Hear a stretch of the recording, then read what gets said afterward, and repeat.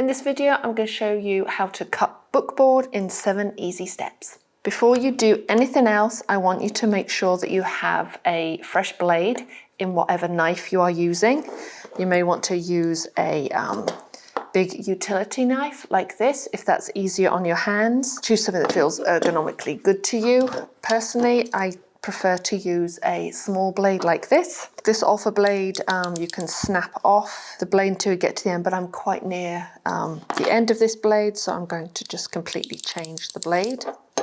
I keep my used blades in, this is a cut-off water bottle, but I want to make it pretty, so I put it in a tin and hang it on my pegboard. So now I have my fresh blade ready. I'm going to take a look at the bookboard, and before we make any cuts, we want to make sure that at least one corner is square. And the reason being that if I start cutting this and it's not square, then our whole book is going to be off kilter.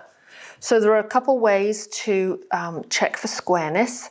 You can use the grid on your cutting mat and just choose one corner, and whichever corner is square, I usually put like a square like that to indicate that that's where I'm going to start measuring from. So you can use the grid on your cutting mat, you can use a quilting ruler and use the guidelines on here to make sure that that is square. My favorite way to do it is either to use a T-square or to use one of these metal squares. This is kind of old and rusty now, but I really love it. And I just push that up into the corner and there are no gaps, so I can tell that that is perfectly square. If this wasn't square, it would be like this, and you'd be able to see gaps on one or both sides. So just push it up there, that's nice and square, so I'm going to start taking measurements from that corner. Before I start cutting this, I want to make sure I know which way the grain is going, and I'm going to do that by bending. I'm bending this way, and it's given some resistance because it's thick board, but it gives a lot less resistance in this direction. When I try and bend in this direction, it's really stiff. There's more give when I go in that direction, so that means my grain is going in this direction. I'm making a book that is portrait style, so my spine is going to be along this long edge, so my grain is going to run parallel to that long edge. The next step is to measure in 3 places. I'm using a metal ruler and a mechanical pencil with a thin lead in it, and I'm going to measure, let's say it's going to be 4 1/4. So I'm measuring in 1,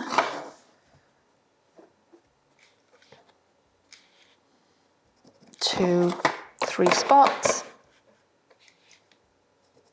I'm going to line up these 3 marks I made, but before I do that, before I cut, what I want to make sure is that this ruler is perpendicular to the top of my bookboard, or at 90 degrees. And the way I'm going to do that is by taking a metal plastic ruler or a quilting ruler and line it up against the top, making sure that these touch and that this is perfectly straight. If it wasn't perfect, so let's say I got my marks wrong and I joined them together and it was like this. If I put this ruler against this edge, you see it's not flush against the top, there's a gap. So that would indicate to me that my cut is off. I mean, I'm exaggerating there, but let's just say you were, say, 1/8 of an inch or 1/4 inch off. You might not see it visually, but by just pushing this up against there, you can see, like, oops, I've made a mistake. So I'm going to line up those 3 marks, make sure that it's straight by lining this flush against the top. That looks good. I can take this away. I'm going to hold this down really, really firmly, but while keeping my fingers away from the blade. And what I'm going to do is make shallow cuts.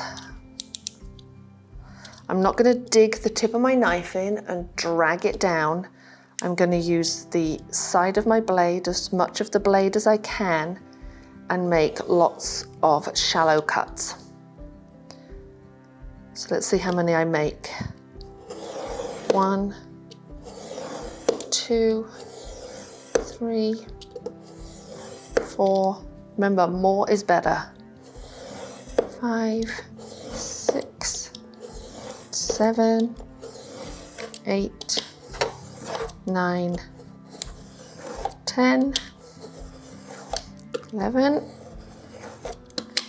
almost there, 12. So that was 12 cuts. So that may seem like a lot, but that's going to be easier on my hands and wrists, and it's also going to be a much cleaner cut. So let's pull away.